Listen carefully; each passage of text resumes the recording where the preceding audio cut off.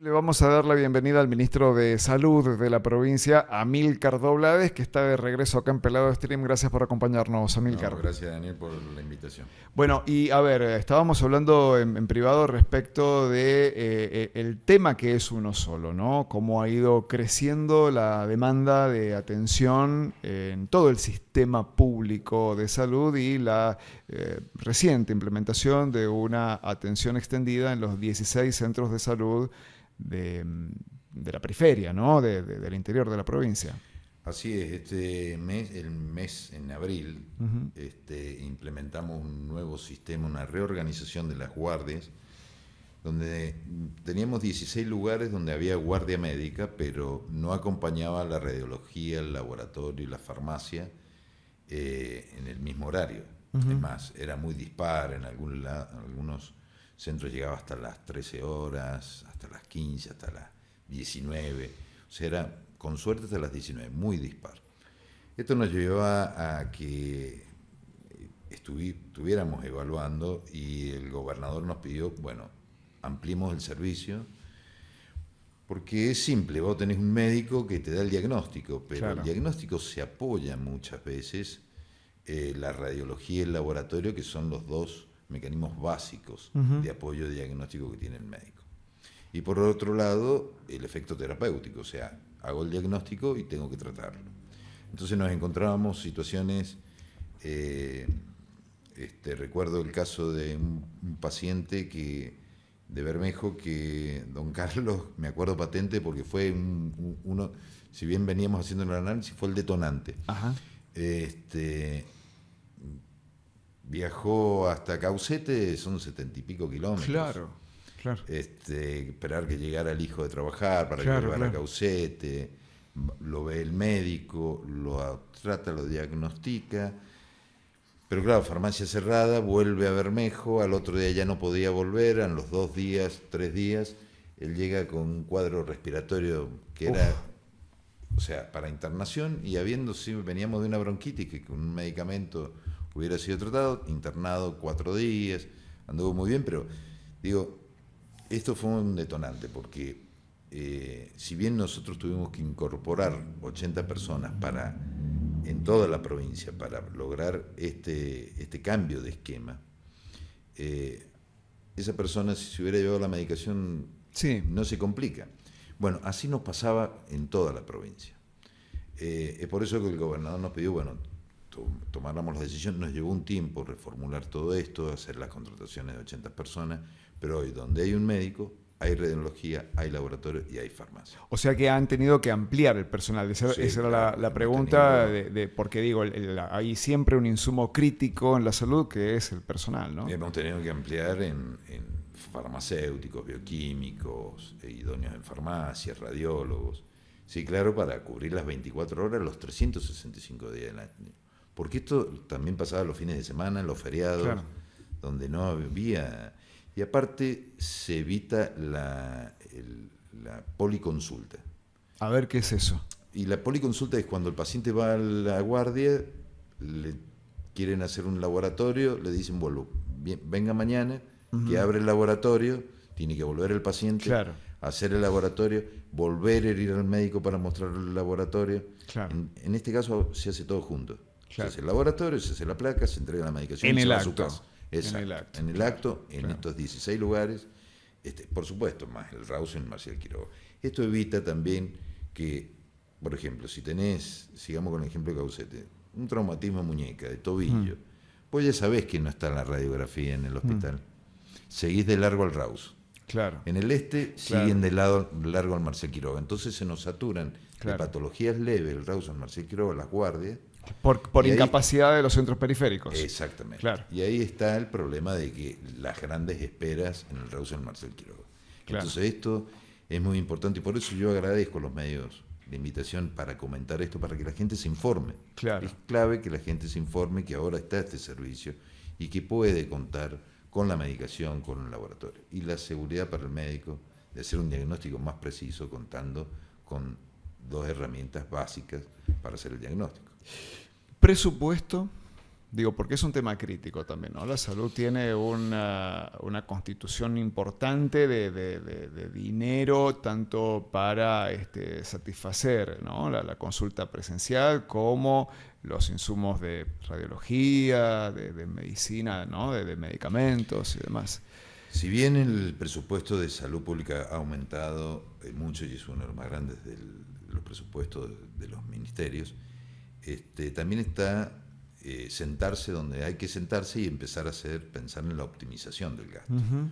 Cuando yo te digo que un paciente, por no entregarle una medicación, una patología leve, y después yo tengo que tratarlo durante 4 días, internado, con medicación de alto costo, descartable, alimentación, personal, o sea, cuando yo hago el análisis de costo, estoy optimizando el gasto, uh-huh, tratándolo en tiempo y forma. uh-huh. Evito traslados. Claro. Evito traslados porque tengo más herramientas para diagnosticar, lo cual puedo contener en la periferia. Y te pongo un ejemplo más claro. La diálisis que implementamos hace un mes en Hacha. Esas personas viajaban 4.000 kilómetros al mes. Esos traslados los pagaba el ministerio. Claro. Para poder en la diálisis tuvimos que poner la terapia intensiva en Hacha. Uh-huh. Porque era primordial tener la terapia antes de la diálisis. Ahora tenemos la terapia, tenemos la diálisis tercerizada, hicimos una licitación, hicimos una asociación público-privada, o sea que nos ahorramos comprar todo el equipamiento en maquinaria, uh-huh, etcétera, para las diálisis, que es muy costoso. Es costoso. Y con lo que nos ahorramos en el traslado, cubrimos esos 2 servicios, o sea, sumamos terapia, ajá, y diálisis, ajá, y gastamos incluso un poco menos que antes. Por eso está también sentarse a ver cómo se optimiza el gasto en salud. Uh-huh. No solamente gastar más y gastar más y gastar más. Se puede optimizar el gasto. Y luego hay una cuestión de mayor demanda, ¿no? Por eso toda esta ingeniería administrativa, porque bueno, hemos leído recientemente alguna declaración oficial sobre un incremento del orden del 60%. ¿Es correcto esto? Si nosotros vemos cómo terminó el año 2023 y cómo, sí, terminó el 2025, el aumento de la demanda en salud pública es del 63%. O sea, donde antes yo tenía 100 pacientes, ahora tengo 163 pacientes. Claro. Entonces eso también nos hace ir que vamos de atrás solucionando los problemas. Claro. Yo entiendo a la gente cuando se debe preguntar dónde están los turnos, cuando yo le digo, antes dábamos 18.000 turnos para especialistas y para todas las especialidades, hoy damos 52.000 turnos. Me van a preguntar, pero ¿dónde están esos turnos? ¿Qué está diciendo este hombre? Claro. ¿Dónde están? Si cuando llamo por el 0800 tengo que esperar, me dan para muy adelante. Bueno, es eso, el aumento de la demanda también nos lleva, uh-huh, a que por más que mejoremos, bueno, vamos un poco de atrás. Pero también el aumento de la demanda es porque ha aumentado la oferta. A ver, ¿cómo es? Y claro, porque, a ver, nosotros hicimos 5.000 cirugías en los 8 hospitales donde activamos quirófano en la periferia. Uh-huh. Veníamos de 1.200 cirugías antes. Uh-huh. Eso aumenta la demanda. Nosotros aumentamos la oferta quirúrgica en la periferia para descongestionar los 2 hospitales grandes y al aumentar la oferta, aumenta la demanda también. Al poner estos servicios 24 horas, vamos a tener mayor demanda, porque existe la oferta. Claro, porque por supuesto, habrá que hacer un análisis dentro de 6 meses si en ciertos lugares no es conveniente tener laboratorio porque no tengo demanda, pero primero tengo que dar la oferta y después la demanda. Obviamente que hay otro, es multifactorial el aumento de la demanda de salud pública. Gente que ha dejado de pagar la prepaga, más trabajo informal, obras sociales que, sí, han burocratizado enormemente la prestación, lo que hace que se demore 10 días para autorizar una placa radiográfica. ¿Dónde termina la gente? Ya, el hospital. En el hospital. ¿Y cómo está el recupero de esas prestaciones médicas que está haciendo Salud Pública a las obras sociales o a las prepagas? Bueno, vos recordarás que nosotros sacamos una ley provincial de recupero de costos justamente para empezar a recuperar. No es una ley recaudatoria, sino que pretende poner orden. Claro. Donde que cada persona se atienda a donde debe ser. El que tiene obra social en la parte privada, porque si seguimos así terminamos nosotros fundiendo la parte privada. Entonces, ahora se han empezado a ejecutar,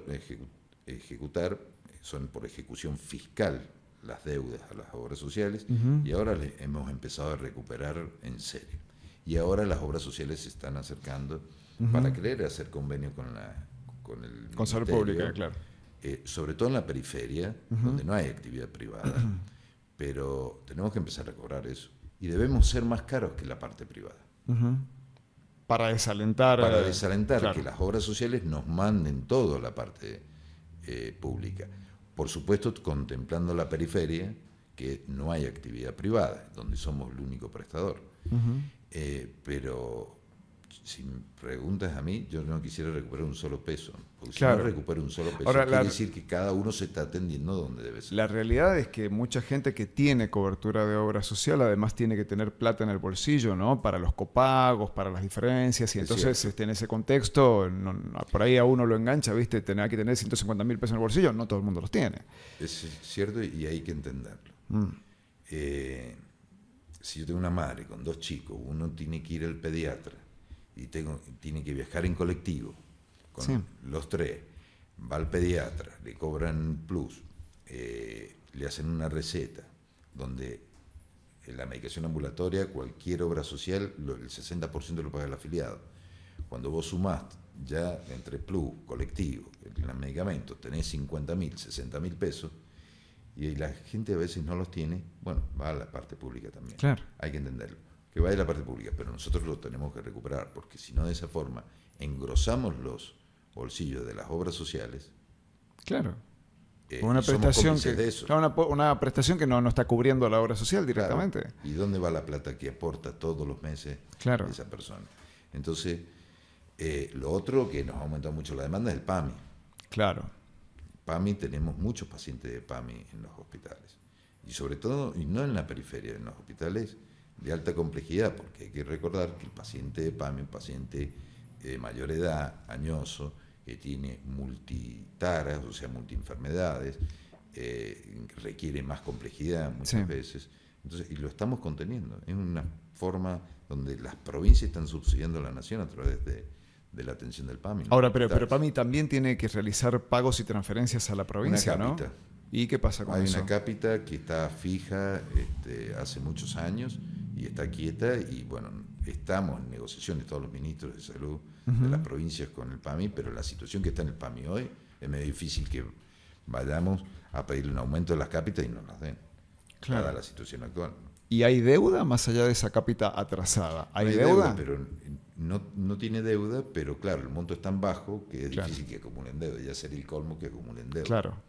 Por eso tenemos que ver entre todo, entre PAMI, los públicos y los privados, tenemos que sentarnos a ver cómo mejoramos esto, cómo aumentamos la oferta del privado hacia las obras sociales, para no ser expulsivos desde lo privado, cobrando copagos, y cómo nosotros facilitamos al privado generar una red de salud privada que contenga a las obras sociales y el PAMI. Cuando decís que PAMI tiene las cápitas congeladas prácticamente, ¿cuánto tiempo hace de eso? A ver, para ponerlo en números. Sí. En el año 2008 se hizo esta distribución. Se instaló el Sanatorio Santa Clara. En ese momento habían 25.000 cápitas, 25.000 afiliados de PAMI. 70% se le dieron a Santa Clara, 30% a Salud Pública, sobre todo para atender lo de la periferia. Pero después vinieron las pensiones no contributivas, jubilaciones sin aporte. Se transformó hoy en San Juan 75.000 cápitas. ¿Y cómo hace Santa Clara para sostener 70% de 75.000? Porque los porcentajes siguen siendo iguales. Por lo cual no lo puede sostener. Estaba pensada para el 70 de 25.000. Va a la parte pública ese paciente. Claro. Lo tiene que derivar porque no tiene capacidad para soportarlo. Entonces, viene del 2008 esto. Incluir salud es otro también, ¿no? Emergente. Hemos recibido nosotros muchas situaciones de gente con discapacidad que también tienen demandas muy específicas y se han encontrado con demoras muy importantes. Si bien yo sé que ahí también está interviniendo el Ministerio de Familia y Desarrollo Humano, entiendo que salud obviamente se encarga de dar cobertura, ¿no? A ver, Incluir Salud es un plan nacional de Incluir Salud, que atiende pensiones por discapacidad. Nosotros desde que asumimos empezamos a tener que hacernos cargo desde la provincia de muchas de las coberturas que tenía Incluir Salud. La semana pasada recién se pusieron, después de gestiones que hicimos en Buenos Aires, con el Ministerio de Salud de la Nación, e incluso el gobernador participó en estas gestiones para que se pusieran al día con las instituciones de discapacidad, ya sea que tienen 24 horas los pacientes con discapacidad, hospital de día, escuelas, etc. Porque hacía desde octubre que no le pagaban.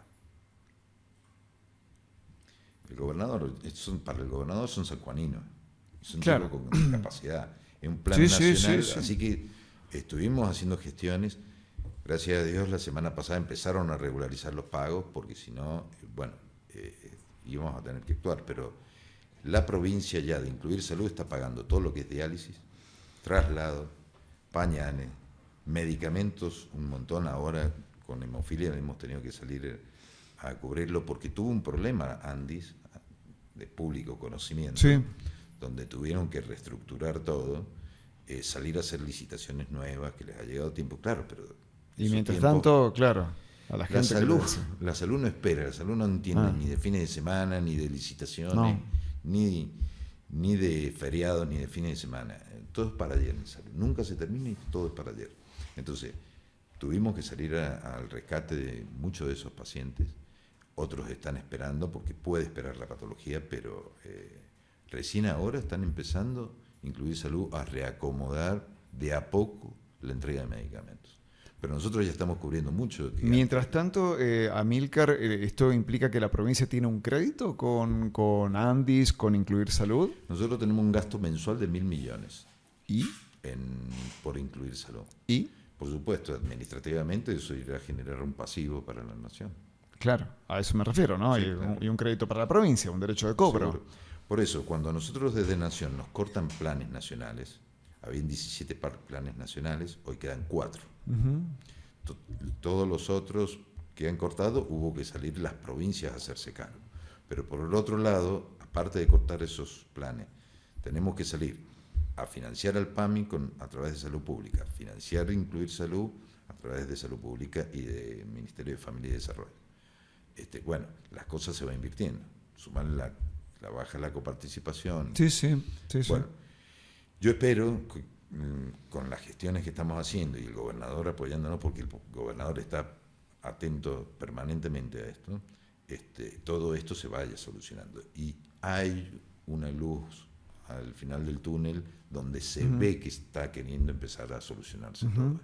Y el otro tema, he visto que Salud está con mucho énfasis invitando, convocando a la vacunación, como también he leído números nacionales que hablan de una fuerte caída del requerimiento, ¿no?, de la vacuna antigripal. ¿Cómo es la situación en San Juan? Bueno, nosotros, gracias a Dios, es más, tuvimos 2 días la semana pasada que empezamos antes la vacunación antigripal por el tema de esta nueva gripe, esta variante nueva. Empezamos 10 días antes que a nivel nacional y muy fuertemente trabajando con el vacunatorio móvil, las campañas de vacunación, en las escuelas vacunando. Sí.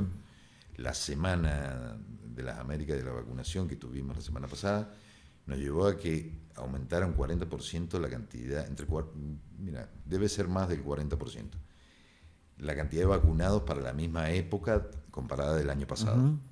Eso nos llevó a que 2 días estuviéramos la semana pasada casi sin vacunas porque vacunamos muy rápido. Claro. Y en muchos lugares con el vacunatorio móvil que llega a lugares donde antes no se llegaba. Así que nuestros números de vacunación antigripal este año, la verdad, nos han sorprendido y son buenos. Claro. Al punto, como te digo, que estuvimos 2 días llevando vacunas de un lado para el otro, porque en algunos lugares Nos habíamos quedado sin, ahora ya llegaron, así que seguimos en ese plan. Pero nosotros trabajamos mucho en la concientización de la vacunación, porque es la herramienta número uno en la prevención de enfermedades. Y teniendo una herramienta que me puede prever una enfermedad grave, y yo hasta prevenir enfermarme de eso, es la mejor herramienta que tenemos, y es donde vemos el San Juan del futuro también. Sí, lo que pasa es que hubo tanta campaña, ¿viste? En redes, tanta militancia antivacunas que, bueno, por ahí hay algunos que se han confundido, Pero ¿no? eso es terrorismo sanitario. Eso es terrorismo sanitario. De acuerdo a las leyes nacionales, de acuerdo a la Constitución Nacional y las leyes nacionales, y hay jurisprudencia, es terrorismo sanitario. Hay que tener cuidado cómo se opina sobre algo que es ley y es obligatorio. Es lo mismo que yo empiece a decir, es malo respetar el semáforo en rojo. Claro. Es lo mismo. Es lo mismo. Pasemos todo en amarillo, pasemos todo en amarillo. No es así. Guarda con se hace apología de algo que está penado legalmente. Y son más de 100 años donde se implementaron las vacunas por primera vez. Y han sido millones y millones de personas en el mundo. Es ridículo, pero bueno. Vos viste que en el TikTok da para todo. Y por opinar es gratis. Sí. Opinar es gratis. Pero bueno, nosotros tenemos que seguir trabajando y concientizando, y tenemos que ganar la confianza de la gente con resultados. Nosotros Daniel, en estos 2 años y medio ya casi van a ser, Sí. se ha hecho mucho en salud, pero nos falta mucho por hacer. Nosotros somos conscientes de eso cuando vemos, nos desespero cuando vemos a alguien esperando en una guardia más de lo que debería esperar, o no obteniendo el turno que debe tener. Trabajamos permanente todos los días por eso. Por eso yo le digo a la gente que se quede tranquila, que sabemos lo que hace falta, sabemos lo que nos hace, lo que debemos hacer y lo que nos falta por hacer, y trabajamos todo el día en eso. Y esto que se ha implementado 24 horas este servicio en todo San Juan, son pasos que van ganando.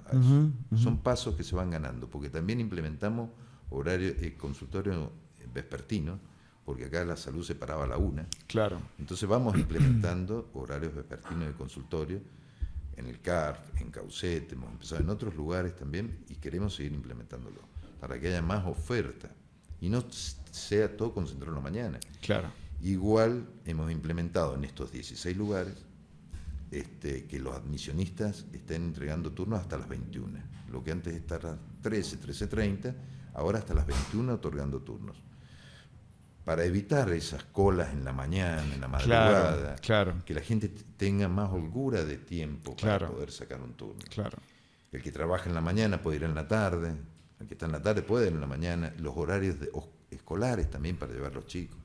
Bueno, falta, pero trabajamos permanentemente en esto, y que hoy la descentralización de la salud es un hecho, no un relato. ¿Era un relato? Sí, totalmente, era un relato. Cuando nosotros en 1 año y medio en Hachal implementamos la segunda maternidad pública de la provincia, a 160 kilómetros, ya nacieron 250 hachalleritos, pero también de Iglesia, Rodeo, Mognan, Huaco, o sea, la zona norte. El hospital de Hachal contiene mucho la zona norte. La maternidad, guardia quirúrgica 24 horas, ginecología 24 horas, pediatría 24 horas, oncología. El paciente del norte de la provincia hace su tratamiento de quimioterapia en Hachal. Pusimos en funciones el tomógrafo, la diálisis, la terapia intensiva, sumamos ambulancias 4x4 en la zona. Digo, eso es descentralizar. Cuando hemos hecho 5.000 cirugías en la periferia, es descentralizar en serio. Cuando damos servicio en las 16 guardias de los hospitales de Valle Fértil, de Barrial de Calingasta, Hachal, Rodeo, Los Berros, Mediagua, o sea, estamos dando más servicio en forma descentralizada. Esos son datos, no es relato. Y una descentralización que tenemos que seguir apuntando, porque es llevar justicia también, es justicia sanitaria. Es justicia sanitaria, llevar más cerca la salud a la gente. Por supuesto que me gustaría tener más especialistas para llevarle a cada lugar. Claro, es un tema, Pero bueno, es cierto tema delicado, ¿no? La falta del recurso humano. Hablábamos con la vicerrectora de la Universidad Nacional la semana pasada acerca de la carrera de medicina, ¿no? En la Nacional de San Juan, que es un imperativo de política de Estado, ¿no? Sí, la Facultad de Medicina en la estatal, en la Universidad Nacional, yo creo que es muy necesario, pero la gente nos exige cada vez más especialistas. Y hay especialidades que son críticas. Nosotros tenemos 3 especialistas en neurología infantil en San Juan, 2 tenemos en salud pública. Es por eso que decidimos formar con un convenio con el Garrahan, formar y financiarlos nosotros en Buenos Aires. La estadía, la formación. Sí. Nos dieron 2 cupos, logramos con un convenio que nos dan 2 cupos y estamos formando 2 especialistas en este momento en neurología infantil, otro en genética y así, pero porque son especialidades críticas. Ahora, vos me vas a decir, pero demora 3 años en formarse. Bueno, en algún momento hay que empezar. No, por supuesto. Claro. O sea, nosotros tenemos que pensar la salud y la provincia en general, como nos pide el gobernador, el San Juan del futuro. O sea, de acá a 15, 20 años. Nos Por pasó, supuesto que tenemos urgencias. Sí. Nos pasó con los terapistas en pandemia, ¿te acordás? Que hubo que inventar médicos terapistas que no había, hasta que, bueno. Médicos, cardiólogos, clínicos, internistas que se transformaron en terapistas. Sí. Porque, bueno, llegó una crisis de demanda muy particular y, bueno, hubo que reinventarse ahí. Pero nosotros, insisto, tenemos que pensar sin olvidarnos lo urgente, porque tenemos cosas urgentes a solucionar. Pero tenemos que pensar en un San Juan a 20, 30 años. Voy a abusar de tu tiempo. No me perdonaría omitir un párrafo respecto de la obra social provincia, porque esta administración también fue muy crítica respecto de las condiciones en que recibió la obra social provincia. Se realizó una auditoría profunda. ¿En qué estado se encuentra eso? Hoy la obra social, después de un largo camino de auditoría sobre todo. Recordad cuando nosotros asumimos habían 2 empresas de auditoría, una en La Rioja y otra en Buenos Aires. Se cargaba en cajas cada 15 días, eran cajas y cajas de papeles que viajaban en avión a Buenos Aires y prácticamente volvían como iban. Nosotros hicimos desaparecer eso, obviamente cortamos ese convenio con esas empresas y montamos una auditoría propia en la obra social, que hubo que sumar gente también. Eso nos ha permitido mejorar las prestaciones, digamos, donde deben llegar. Recordá que también implementamos la credencial digital, la receta digital, el hecho de que el paciente, el afiliado, pueda controlar, entrando al CIDI, Ciudadano Digital, pueda controlar todo lo que le hacen, ver todo su historial, y ver lo que no lo hacen también y le figura ahí. Claro, lo que han facturado por ahí. Claro, como nos pasó también. Que eso ya está en la justicia, se ha judicializado, si hicimos la denuncia pertinente, está en la justicia. Tuvimos que sacar profesionales de la obra social que estaban incumpliendo de esta forma. Es un delito. Y está en la justicia. Pero bueno, todo eso nos ha llevado mucho esa reorganización para dejar casi, está raya la obra social. Por primera vez en 20 años está equilibrada. Entra lo que sale lo que entra. Eso ha costado mucho. Pero ¿qué pasa? Nos queda otra etapa. Empezar a generar mejoras, a seguir optimizando el gasto para ir volcando hacia más servicio a los afiliados y mejores honorarios a los prestadores. O sea, tenemos que pasar esa raya. Estamos a nivel. Claro. Ahora hay que pasarla para ir volcándola a los afiliados a través de los prestadores. Si mejoramos los prestadores, mejoramos. Sí, claro.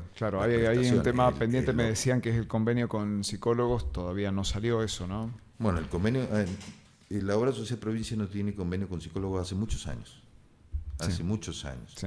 Y estamos ahí nos juntamos, el doctor Fasoli, Rodolfo Fasoli, que es interventor de la obra social, se junta, están bien, idas y venidas, bueno, pero las cosas se arreglan en una mesa, negociando, ir cediendo un poco de cada lado, y yo creo que se va a llegar a un acuerdo, si todos, por supuesto, vamos cediendo un poquito, y más sabiendo que hace tantos años no hay un convenio con psicólogos, bueno, poner el esfuerzo de todas las partes, que es donde se llegan los puntos medios. Muchas gracias, Amílcar. No, Daniel, gracias a vos y por permitirme sobre todo informar a la gente de estos nuevos servicios para que sepan que pueden contar con él.